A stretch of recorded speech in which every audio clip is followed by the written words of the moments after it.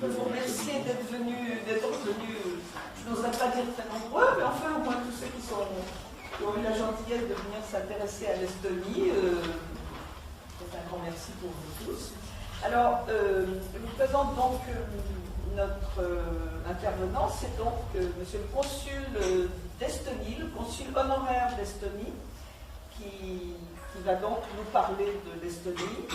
Et en deux mots, nous sommes partenaires donc de l'Université européenne de Grenoble, en tant que nous sommes association Amitié Pays-Baltes.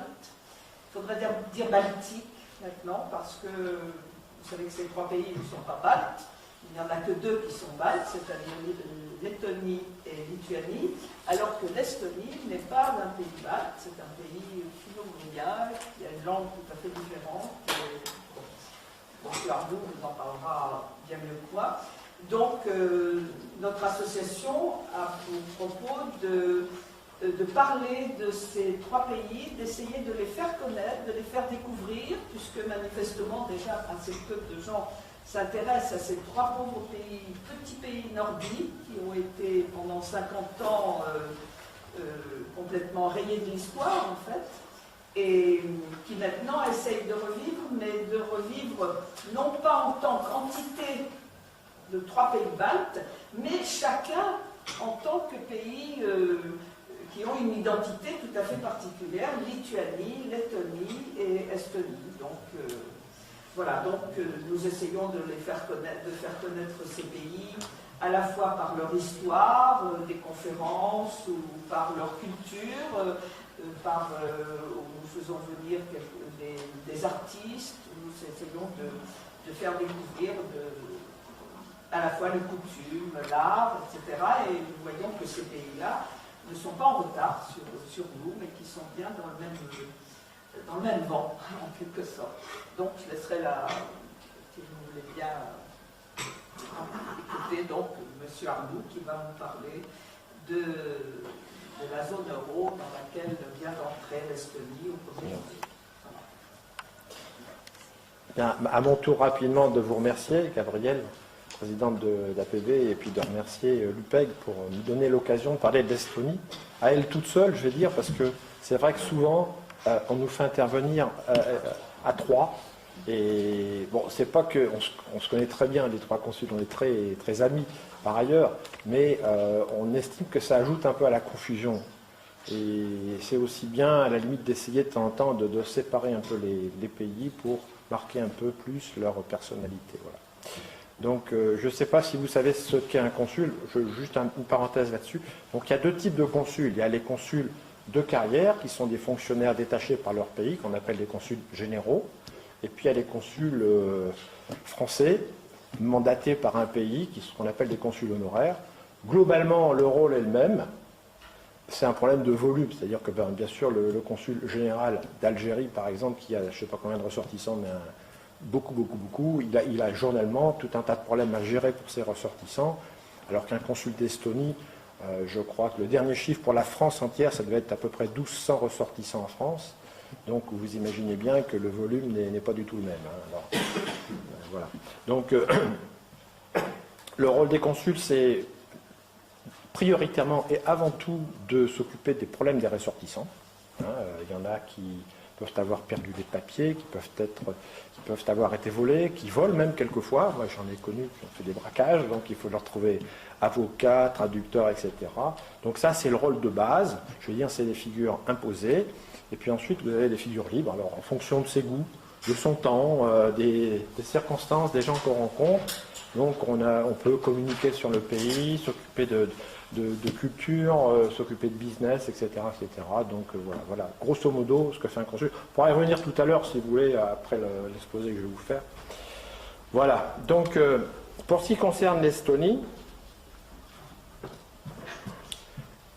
le but aujourd'hui, si c'était approuvé, c'est de montrer qu'on a essayé de garder un fil rouge à tout ceci, c'est de dire que l'Estonie, elle veut vraiment s'affirmer, s'ancrer, être résolument tournée vers l'Europe, enfin on va dire l'Europe occidentale, nordique occidentale, et il faut le voir. Je pense qu'on le verra au travers des différentes données que je vais aborder. On le verra un peu comme un fil rouge, en quelque sorte. D'accord ? Alors, tout de suite, je vais vous dire, parce que j'ai fait une conférence à peu près la même à Lyon en décembre, et puis j'avais un collègue dans la salle qui m'a dit « Il est drôlement bien ton consulat d'Estonie. » Donc, en fait, c'est pas bien sûr le consulat d'Estonie à Lyon, mais c'est la photo de l'hôtel de ville qui est sur la place de Tallinn, un centre-ville médiéval que certains d'entre vous connaissent probablement, et qui est magnifique, qui abrite en plus un musée un peu folklorique, là, et qui est magnifique. Donc voilà, donc c'est pas le consulat d'Estonie. J'en serais très heureux. Pour ce qui me concerne, le consulat d'Estonie est basé à la chambre de commerce à Lyon. Alors, rapidement, je ne vais pas vous faire l'injure de faire un cours d'histoire quand même, de géographie.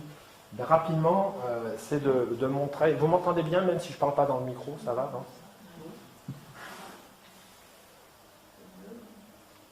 Parce que j'aime bien bouger un peu. Il marche, lui, là? Oui, il marche, mais il marche déjà. Il marche, là. Il ne faut pas comme ça. Ça marche ? Oui, voilà. Donc, pour prendre un peu de recul, simplement, vous voyez, l'Estonie, ce qu'il faut bien voir, c'est le petit pays en rouge, là, et vous avez une langue de mer qui s'enfonce vers l'est. Et quand on regarde bien ça, on voit bien que l'Estonie est une des clés d'accès de ce golfe de Finlande, et notamment de communication de la partie orientale, c'est-à-dire de la Russie, sur la mer Baltique. Donc c'est une position géographique hyper stratégique, et on va voir, enfin, j'espère pouvoir vous le montrer, c'est qu'au travers de l'histoire, c'est quelque chose qui lui a fait certainement valu beaucoup de problèmes, à la limite. Alors, la surface de ce pays, donc en rouge, est comparable à ce que vous pouvez imaginer pour la Suisse ou des pays comme ça, Belgique, etc. La population est, par contre, là je suis à Grenoble, mais quand je suis à Lyon, je dis que ça représente à peu près le Grand Lyon. Ici, c'est un peu plus que le Grand Grenoble. Et la population, en fait, est très citadine. Donc on verra que ce n'est pas complètement neutre non plus. 2 tiers de la population habite dans les villes, dont 1 tiers dans la capitale, à Tallinn. Et après, le reste est éparpillé dans la campagne qui est très peu dense, finalement. Alors, tout à l'heure, Gabriel Bouvard en parlait. Donc, la langue, elle est spécifique, enfin finno-ougrienne, c'est-à-dire que, à l'origine, ces territoires ont été peuplés par des tribus qui arrivaient d'Oural.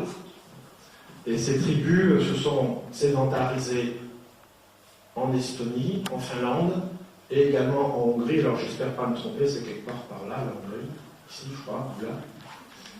Et c'est ce qu'on appelle donc la branche finno-ougrienne des peuplades d'Europe, en quelque sorte. Hein. Vous voyez ? Qu'est-ce que je peux vous dire d'autre ? C'est que, comme c'est un petit pays, la langue, c'est une fierté du pays, bien sûr, c'est autour de cette langue que s'est constituée la nation. Mais enfin, l'estonien n'est pas parlé couramment à travers le monde, ce qui fait que les pays de cette taille sont obligés d'être ouverts en termes linguistiques sur un tas de langues.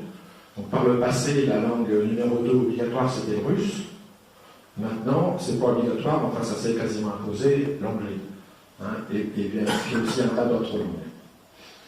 Je commence à entendre parler, notamment au niveau du ministre des Affaires étrangères, à propos de volonté d'implanter un peu mieux le français dans certains contextes. Bon, la monnaie, on en reparlera. Elle est depuis très longtemps calée sur l'euro, donc le passage à l'euro qu'on a connu cette année n'a pas posé de problème dans ce sens-là. Et puis en termes de géographique, en termes d'heures, ils sont 1 heure en avance sur nous, ce qui permet d'avoir les mails bien en avance le matin. Voilà, c'est ça. Alors justement, tout à l'heure, on parlait un petit peu, donc Gabriel il a abordé le Pays Baltes. Alors c'est vrai que c'est une appellation un peu commode, Pays Baltes, qui n'a pas vraiment de réalité.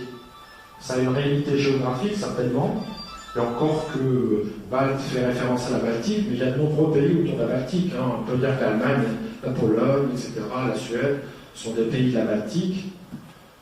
Et par contre, en termes de culture, de langue, il n'y a pas vraiment, ce terme de Balte n'est pas très significatif, à mon sens, et encore moins pour l'Estonie que pour les autres. Il y a des grosses différences de langue, bien sûr, des différences de religion, bien que les histoires, grosso modo, ont été un peu parallèles depuis le Moyen-Âge, quoi, finalement. Voilà pour situer l'aspect géographique.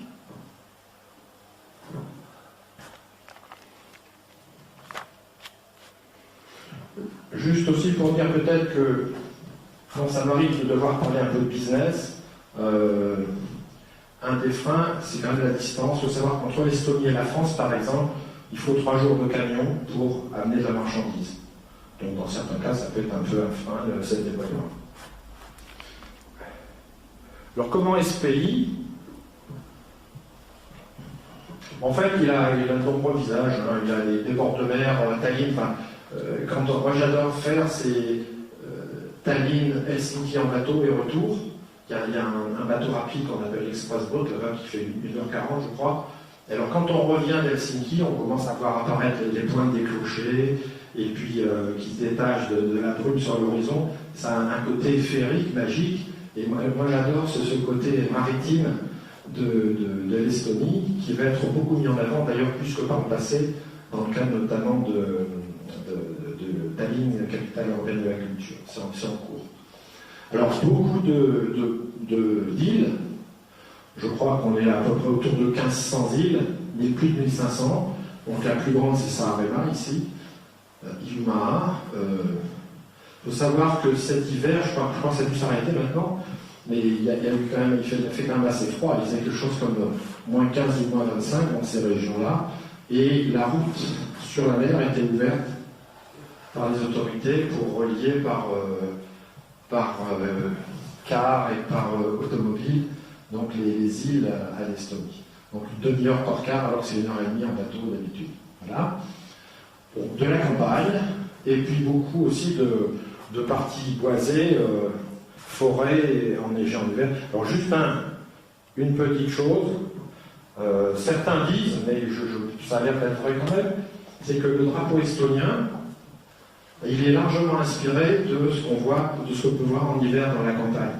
Vous voyez, entre le ciel qui est bleu, les sapins là qui sont tout noirs, et puis le sol qui est enneigé. Donc on dit que c'est ça qui a donné naissance au drapeau de l'Estonie à la fin du XIXe siècle.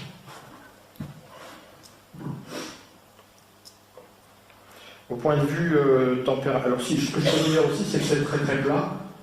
Bon, il y a peu de chances que ça arrive, mais s'il y avait un tsunami, le pays serait pratiquement couvert complètement. Enfin, c'est d'actualité. Le point culminant est à peu près 300 mètres d'altitude. Donc, vous voyez, ça n'a rien à voir avec Grenoble. Les températures, bon, à part les extrêmes, c'est quand même pas très différent de ce qu'il y a chez nous. Il n'est pas rare en été qu'à partir du mois de mai, qu'on ait vraiment du temps chaud, parce que en fait, en été, le jour est beaucoup plus long qu'ici. Ça veut dire qu'il y a une énergie solaire qui est beaucoup plus importante quand on en fait l'intégrale, enfin sur la durée du temps. Et au mois de juin, par exemple, juin-juillet, il fait des températures qui sont quand même tout à fait comparables à ce qu'on peut connaître ici en été. Voilà. Il n'y a pas de choses très différentes. Voilà, donc, quelques éléments d'histoire. Alors, tout à l'heure, je l'ai dit que ces pays ont commencé à être occupés par des tribus qui venaient rurales. Bon, ça s'est passé à 15 000 ans, 12-15 000 ans, quand les glaciers ont fondu, quand ils ont reculé. Et puis, en fait, la vraie histoire européenne de l'Estonie démarre avec le Moyen-Âge. Du Moyen-Âge, donc la christianisation par les chevaliers teutoniques, l'apport des barons baltes, et puis ensuite ce qui a constitué finalement la première communauté européenne économique, qui était la Ligue hanséatique, avec le siège qui était à Lübeck. Et Tallinn était un des comptoirs de la Ligue hanséatique. Alors, vous voyez, de cette période du Moyen-Âge on peut faire une tranche jusqu'au début du XXe siècle. Il y a eu vraiment, de par cette position stratégique qui fermait le golfe de Finlande, eh bien, des tendances fortes entre les pays de l'Ouest baltique et la Russie. Finalement, donc, les Russes ont pris possession de ces territoires à l'issue de la Grande Guerre du Nord et ont affirmé leur territoire et leur entrée, leur porte sur la Baltique.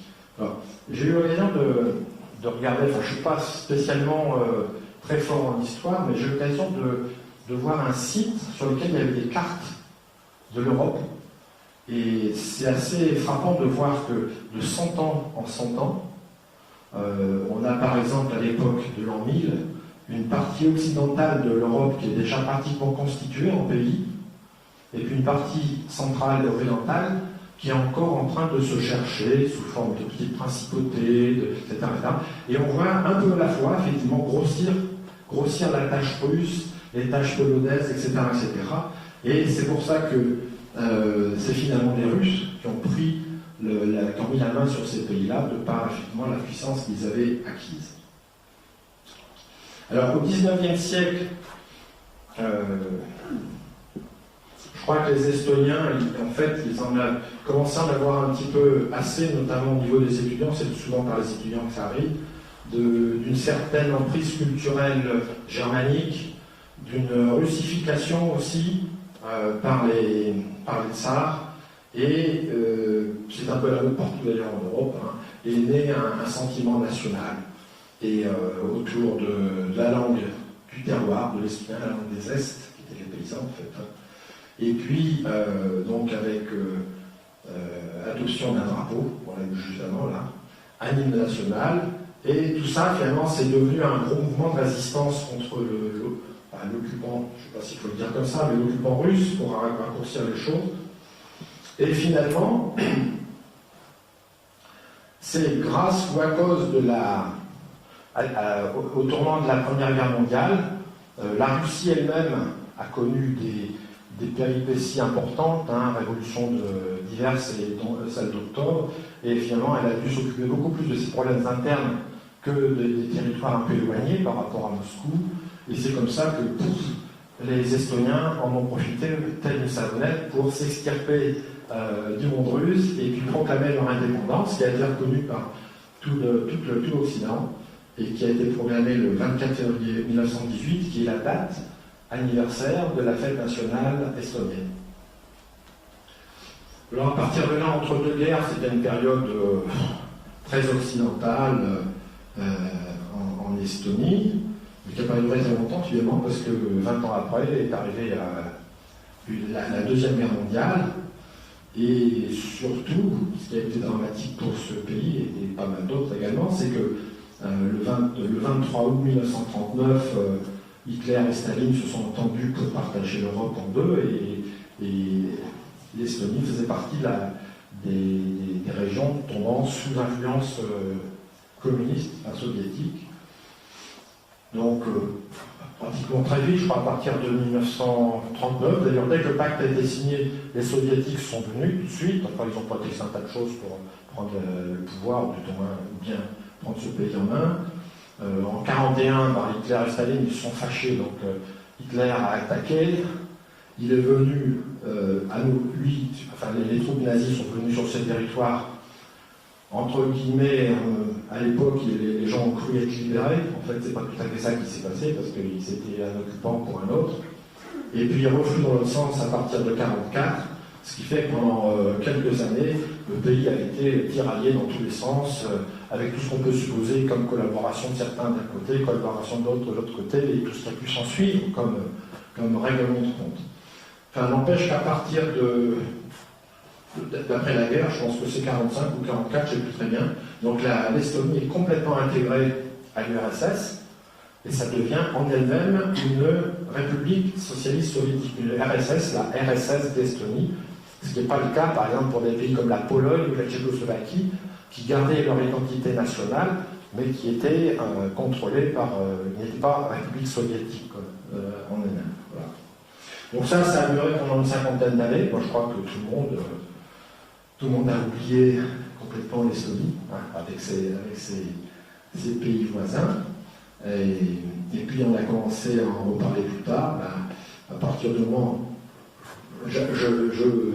Je fais un parallèle encore une fois entre ce qui s'est passé à partir du moment où le communisme a fait faillite et ce qui s'est passé en 1917-18. C'est-à-dire que, encore une fois, l'Estonie a profité de l'effondrement des Russes, enfin, du RSS, pour encore une fois, Daniel Savonette, repartir de ce monde-là et reprendre son envol donc, vers l'Occident.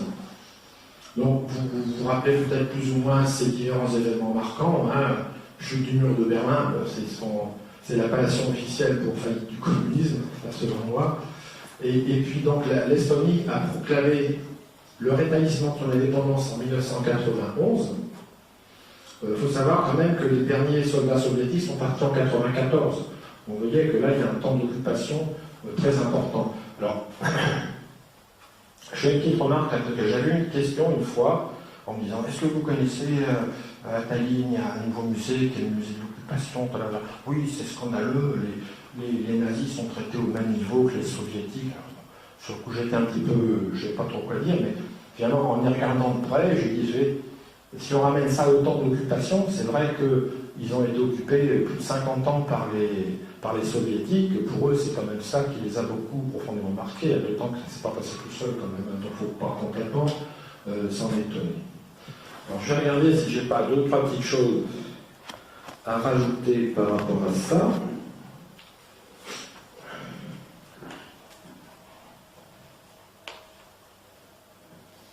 Oui, tout à l'heure, on parlait un peu de diaspora à partir de 1944.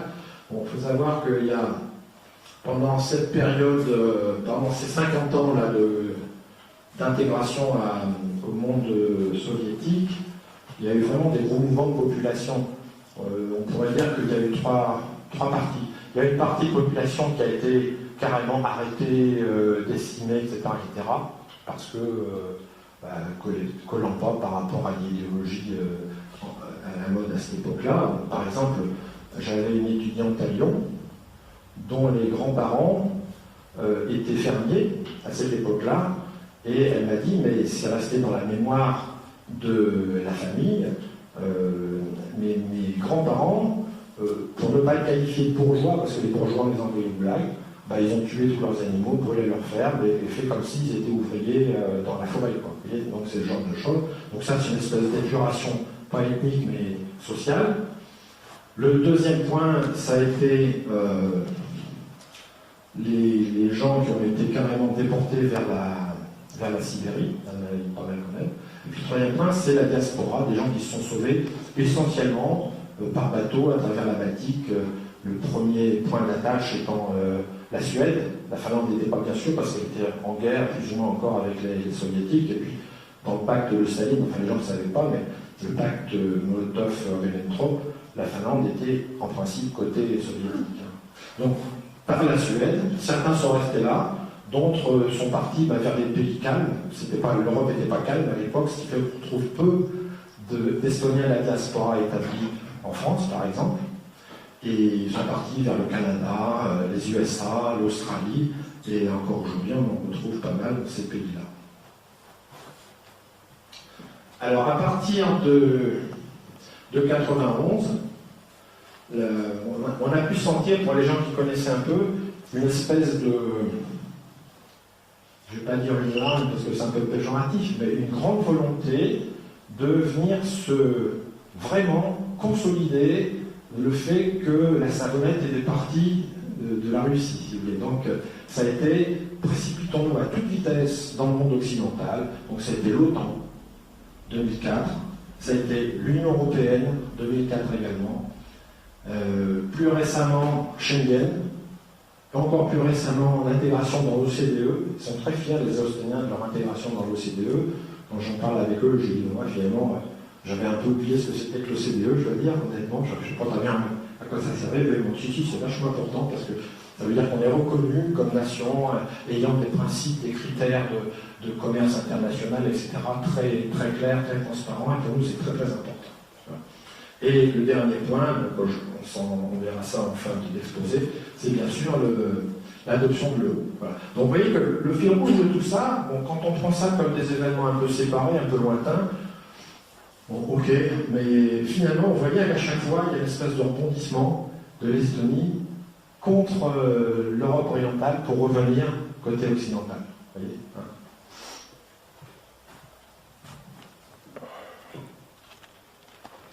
Alors,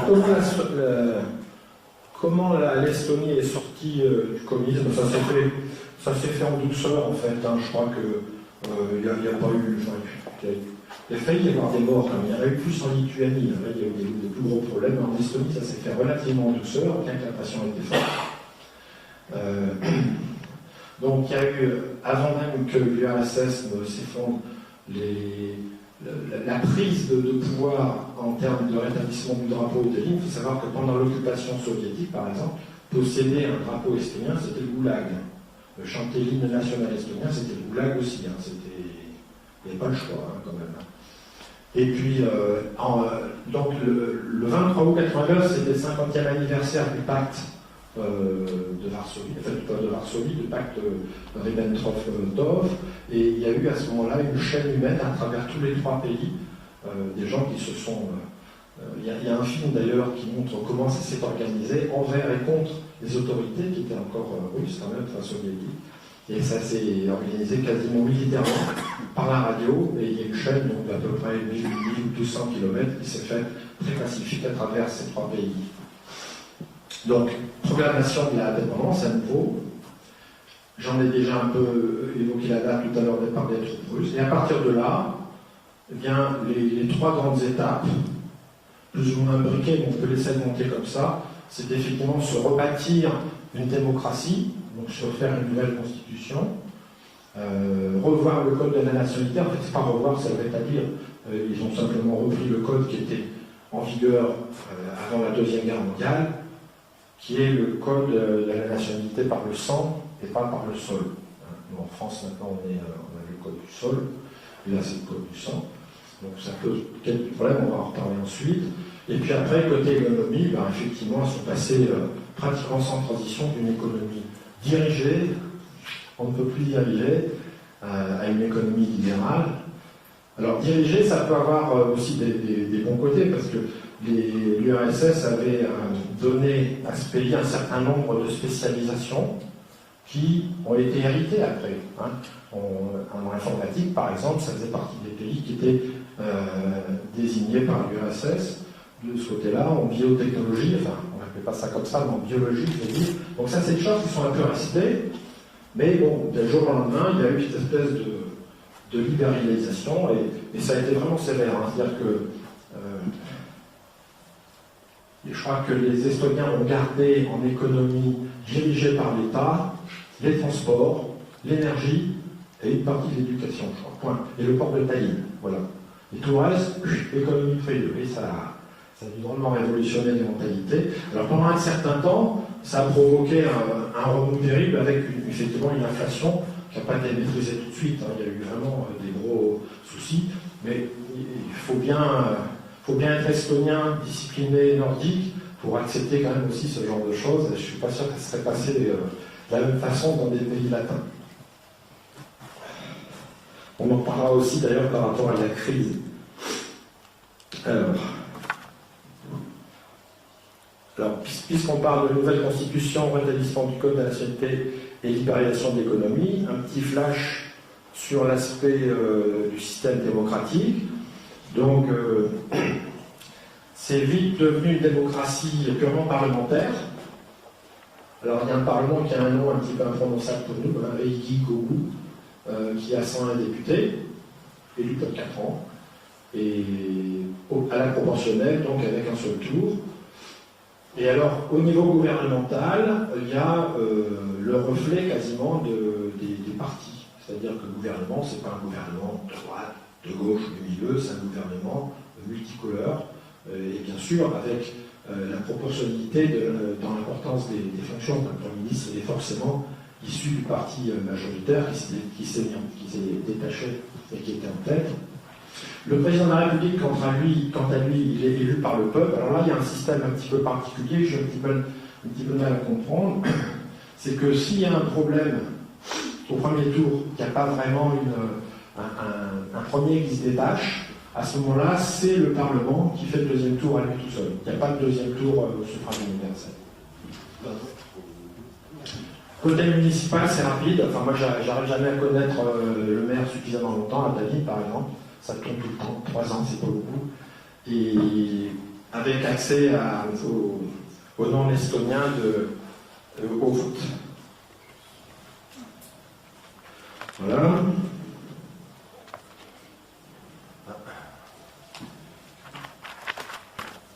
Alors, puisqu'on parle du gouvernement, une petite, enfin, ça peut être considéré comme une petite parenthèse. Enfin, il y a une grande transparence de la gouvernance. C'est-à-dire que, bon, bah, d'abord, le Conseil des ministres, moi j'ai eu l'occasion de voir la salle, ils se font fort de n'avoir aucun papier. Bon, j'imagine bien que quelques dossiers un peu confidentiels, un peu chauds, ne doivent pas être forcément sur les écrans. Enfin, ça se fait comme ça. Il y a des décisions qui sont prises en temps réel. C'est communiqué directement sur le net, sur un site aux citoyens, qui peuvent suivre la façon dont l'État gère son budget, recettes, dépenses. Et tous les projets sont en ligne également. Et même certaines personnes, certains citoyens, d'abord peuvent donner leur avis, et certaines même peuvent être à l'initiative d'un certain nombre de projets de loi, par exemple. Donc c'est quand même, alors bien sûr, ils ne sont pas très nombreux, c'est peut-être plus facile à faire sur un pays d'1,5 million habitants qu'en France ou aux États-Unis. Enfin, donc ça se passe comme ça, et dans un grand souci de transparence.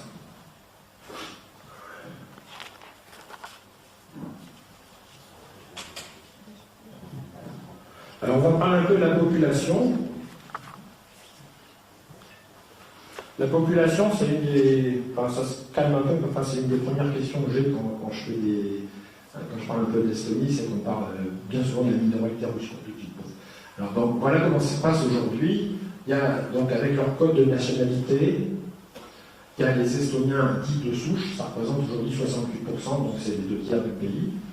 Et il reste des russophones à hauteur de 25%, plus un certain nombre d'autres nationalités. Alors, des 25%, ce qu'il faut bien voir, c'est que des Russes ou des russophones, il y en avait déjà avant Staline, quand même. Hein. Il y avait quand même ces frontaliers, il y avait déjà des mélanges. Mais si ça intéresse quelqu'un tout à l'heure, je pourrais montrer le programme détaillé de l'intégration de ce qui a été fait sous contrôle de l'Union européenne, etc., si vraiment ça intéresse des gens. Et enfin, les chiffres aujourd'hui sont à peu près ceux-là. Les 25%, ça représente à peu près 350 000 personnes. Donc il y en a 100 000 qui sont russes de nationalité, avec un passeport russe. Il y en a 100 000 qui sont sans nationalité, qui ont certainement des personnes un peu âgées, qui n'ont pas voulu, qui sont restées comme ça. Donc elles ont un passeport spécial qui est un passeport gris. Et il n'y a pas longtemps d'ailleurs, j'ai remis à une jeune femme qui travaille à Genève. J'ai échangé son passeport gris contre un passeport marron, comme le nôtre, là, parce qu'elle avait pris la nationalité estonienne. Et puis 150 000 donc, qui se sont assimilés, qui ont pris le passeport estonien. Voilà. Alors en termes de diaspora, j'en ai parlé tout à l'heure. J'ai été un peu surpris d'apprendre, mais c'est assez logique, qu'il y a encore à peu près là-bas en Sibérie, je crois que c'est de l'ordre de 30 000 descendants de l'époque des goulags, de l'époque de la déportation, qui sont restés, qui ont fait souche et qui sont restés sur place. Voilà. Bon. J'aimerais bien m'intéresser un peu à la question pour savoir s'ils continuent, par exemple, entre eux, à parler estonien, s'ils ont gardé une culture estonienne ou s'ils sont complètement assimilés. Enfin, c'est à peu près le chiffre que ça représente. En France, aujourd'hui, on a à peu près recensé 1200 Estoniens. Mais ce n'est pas des gens de la diaspora, hein, c'est des jeunes étudiants, jeunes établis, et majoritairement des femmes estoniennes qui sont avec des jeunes français. Voilà. Moi, à Lyon, j'ai effectivement un listing d'une 30aine de personnes. Je crois bien que j'ai aucun estonien, c'est toutes des filles qui sont là, dont beaucoup d'étudiantes d'ailleurs.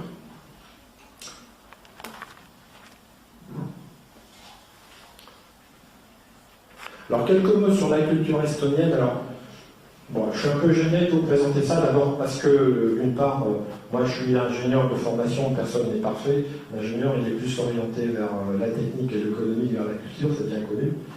Donc, je ne suis pas très à l'aise pour en parler. Puis ensuite, c'est un peu résumé et ça mériterait certainement de mettre sur pied une conférence à part entière pour la culture. Peut-être que Marie-Hélène et puis Gabriel y pensent. mais ça nécessiterait certainement d'en parler pendant plus d'une heure. Donc j'ai tracé là les quelques choses. Bon, c'est quand même un pays qui est très riche, qui me paraît très riche d'un point de vue culturel. Alors, est-ce que c'est les longues soirées d'hiver? Est-ce que, je ne sais pas, mais notamment, alors, ce qu'on peut dire d'abord, c'est qu'effectivement, d'un point de vue culturel, très, très européen, très nordique, et la musique par elle-même, c'est vraiment un des fondements de la culture. Il y a vraiment une foule de compositeurs, de directeurs qui ont beaucoup fait avancer la musique contemporaine. Moi, je connais personnellement Anou Talib, qui est une chef d'orchestre, un petit bout de femme qui est grand comme ça. Je l'ai vu remuer l'orchestre de Lyon, c'est assez extraordinaire, mais vraiment, il trouve ça dans la peau. Et je pense que là aussi, l'apport URSS a pu jouer un rôle important peut-être aussi, parce que l'URSS était quand même très orienté sur les musiques contemporaines. Le deuxième point, mais qui découle presque du premier, c'est plus populaire, c'est le chant, le choral. Tous les 5 ans, il y a un grand festival de chorale à Tallinn qui regroupe sur une scène entre 20 et 30 000 choristes. Il y a presque plus de monde sur la scène que dans la salle, mais ça fait partie de leur trip. Moi, chaque fois que je vois des jeunes, ils ont forcément été dans une chorale un jour ou l'autre. Et voilà. Et, il y a 2 ans, donc, à l'occasion des fêtes consulaires à Lyon, j'avais pu organiser avec eux un petit repas dans un bistrot du centre de Lyon. Et ils ne peuvent pas s'empêcher, quoi. Ils sont mis à chanter d'un seul coup, comme ça, naturellement. Alors après, donc, côté littérature, c'est très riche. Énormément d'œuvres littéraires sont d'ailleurs traduites en français. Bon, le dernier que j'ai lu, c'est Purge. Enfin, c'est pas vraiment estonien, c'est finlando-estonien. C'est Sophie Oksanen, qui est une moitié-moitié entre Estonie et Finlande, qui a écrit ce roman, qui m'a intéressé par le fait qu'il pouvait peut-être décrire l'atmosphère que les Estoniens connaissaient pendant cette occupation, avec de la délation, de la traîtrise, enfin, tout ce qu'on peut trouver dans ce genre de situation. Le théâtre, je n'en parle pas trop. Enfin, aussi, moi j'ai eu l'occasion au mois d'août d'assister à l'ouest dans l'est de Tallinn, il y a un couvent, Birgit, et donc j'ai pu assister à un opéra de Wagner, et c'était assez grandiose. C'est dans une ancienne église sans toit, c'est assez prenant, donc ça fait partie vraiment de là. Alors, côté architecture, là il y a aussi pas mal à dire. Enfin, pour ceux qui connaissent Tallinn, vous avez d'un côté, même ceux qui ne connaissent pas, je vais leur dire, il y a d'un côté la ville médiévale, qui a d'ailleurs été construite après la guerre parce qu'elle avait été détruite complètement. Et puis, on traverse une place, et puis de l'autre côté, c'est la ville moderne, business, etc. Donc c'est vraiment le jour à la nuit, parce que, alors on imagine bien les discussions qu'il y a pu y avoir autour de la coexistence entre l'ancien et le moderne, parce que d'un côté, donc les immeubles hauts, pointus et vitrés, mais de l'autre côté, les remparts. Mais c'est particulièrement visible, en plus, quand on va. Kadriorg, c'est le palais de Catherine, qui a été fait par le tsar, et qui est très mignon, c'est un palais de l'époque, c'est baroque un peu, plutôt, et très, très joli. Et à côté, vous avez le musée d'art moderne, qui est le Kumu, et qui a été fait donc, tout en béton par un architecte finlandais. Alors, moi, je ne peux pas dire que j'ai une préférence pour une période ou pour une autre, mais j'aime bien ce qui est beau. Et autant le Kadriorg m'émeut par sa beauté, et autant le Kumu m'émeut aussi par sa pureté de ligne, et vraiment c'est quelque chose qui montre bien l'Estonie, entre ses traditions et son modernisme. Dans le musée du Kumu, d'ailleurs, il y a 3 étages. Il y a un étage qui concerne toute la peinture estonienne, surtout les portraits d'ailleurs très réalistes, jusqu'à peu près la période avant la Deuxième Guerre mondiale. Il y a un étage entier qui est consacré à la période soviétique. Et c'est assez amusant parce qu'on voit quand même la notion de culture communiste avec la mise en avant, bon, c'est pas négatif, la mise en avant des femmes, par exemple, en termes de prise de pouvoir, d'émancipation, de travail, etc. etc. Et puis le dernier étage, c'est la musique, la peinture plutôt contemporaine avec des œuvres d'art actuelles. Voilà. Donc voilà, pour juste avoir dit quelques mots de la culture, mais je sais que dans la salle on a quelques spécialistes. Si vous avez des questions, je vous enverrai sur elle, au pluriel. Alors, un petit point après la culture, c'est peut-être de mettre un accent spécial sur l'utilisation des nouvelles technologies, communication et informatique en Estonie. Donc, ils hésitent pas même à s'appeler Estonie, comme on dit e-mail ou tout ce qu'on veut, vous voyez. Ils sont très fiers de ça. Donc, là, vous pouvez lire les chiffres comme moi. Donc, quand on arrive à 62% des... Je ne sais pas combien on est en France, je ne vais pas faire de comparaison avec la France. 62% des foyers connectés en liaison rapide en ADSL, on a combien 50, donc vous voyez, c'est quand même assez avancé. Ce qui est important de signaler, c'est que les transferts bancaires se font majoritairement comme ça. Il y a 2 ans, j'ai eu l'occasion d'aider un couple de... C'était pas des jeunes mariés, mais ils étaient venus à Nice fêter leur énième anniversaire de mariage. Et puis, je ne vais pas dire naïf, mais enfin, chez eux, c'est assez sûr, enfin, ça va évoluer dans le temps aussi, mais ils avaient tout bonnement, avant d'aller prendre des photos, laissé un sac à main sur un banc à Nice. Forcément, ça n'a pas raté, ce qui fait que leur billet d'avion, leur achat, tout est parti. Et en fait, ça a posé des problèmes sur le coup, mais j'ai pu les approvisionner en argent en étant assuré, je vais dire. C'est-à-dire que de chez moi, avec mon poste internet, ils ont fait un transfert d'argent à quelqu'un à l'ambassade qui m'a dit, bon bah Serge, tu peux y aller, maintenant tu peux enlever de l'argent, c'est bon, t'envoies le chèque à Guillet. Donc ça, c'est des choses qui sont vraiment courantes pour ce qui les concerne. Ce qui est courant dans les déclarations, c'est ce qu'on fait maintenant aussi. Ce qui est courant, c'est les dépôts de plainte, par exemple. On n'avait pas besoin de les faire avec le commissariat. Et puis, alors, ce qui devient courant maintenant, c'est aussi le vote. Donc, ça avait été inauguré, je crois, il y a 2 ans, aussi 2-3 ans. Et à l'époque, il y avait eu seulement 5% de vote par Internet. Aux dernières élections législatives qui ont eu lieu il y a 10 jours, là, c'est passé à 24%. Donc, il y a un quart de votants par Internet et c'est devenu quand même significatif. Et ce qui commence à être utilisé aussi pas mal, c'est le téléphone portable via SMS pour faire des transactions. Et la carte d'identité à puce, donc ils sont équipés de terminaux particuliers pour ça. Alors, donc voilà pour l'Estonie. On va passer un peu d'économie. Donc, pour ce qui concerne les indicateurs macroéconomiques, je dis qu'ils étaient passés dans l'économie libérale. Donc vous voyez quand même que, d'une part, en termes de management public, depuis pas mal de temps, depuis plus d'une dizaine d'années, le budget public est excédentaire.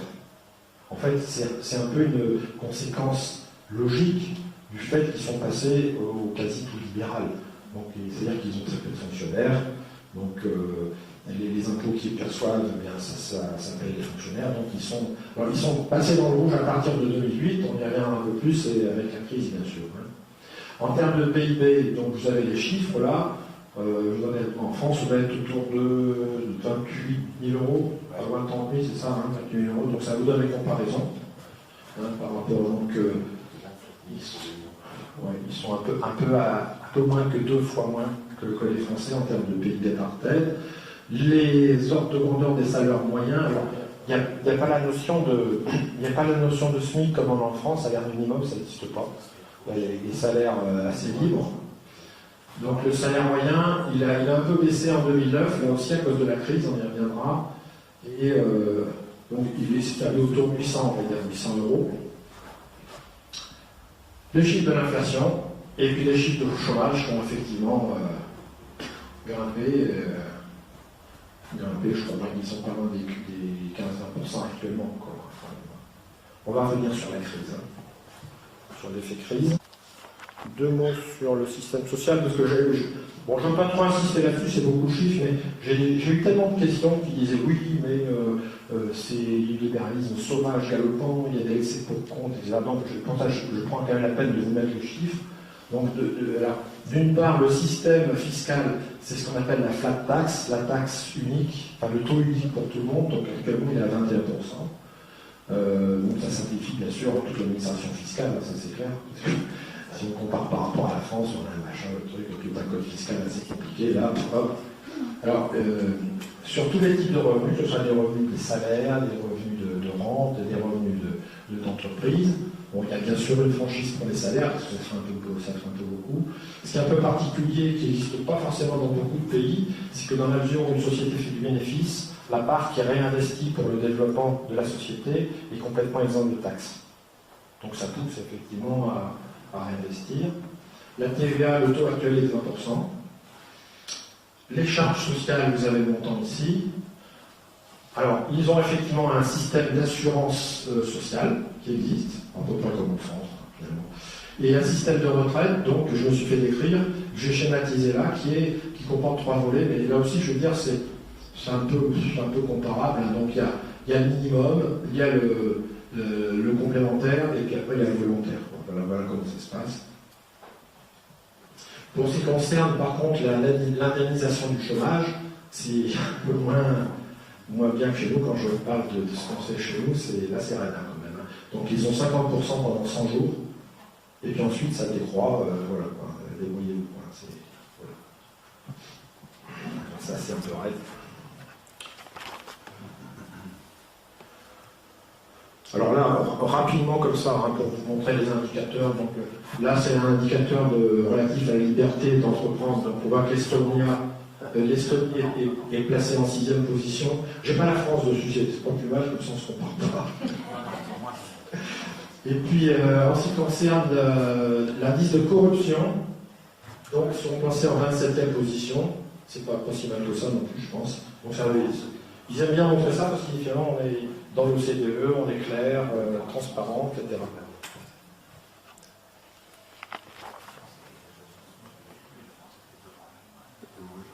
Vous avez un commentaire à faire particulier, non? Non, c'était pour la France dans l'indice de corruption.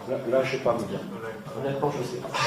Devant l'Allemagne. Je veux dire, une pense, c'est un petit peu de dessus, hein. C'est pas mon problème. Elle est moins bien que les USA. Et là, qu'est-ce qui peut étonner par rapport à ça? Bon, les pays nordiques, Finlande, je savais qu'ils étaient bien placés. Les autres copains ex de l'Est, ils ne sont pas forcément bien placés quand même. Hein. Je crois que la France doit être entre l'Estonie et la Hongrie. Ah oui. Entre l'Estonie et la Hongrie. Voilà. Et ce qui m'étonne un peu, c'est le positionnement de l'Allemagne, parce que j'ai un peu travaillé moi aussi avec l'Allemagne, et je crois que en Allemagne, donner des bakchiches à quelqu'un, c'est purement légal. Alors c'est peut-être ça aussi que, en corollaire, c'est peut-être pour ça aussi que l'Allemagne est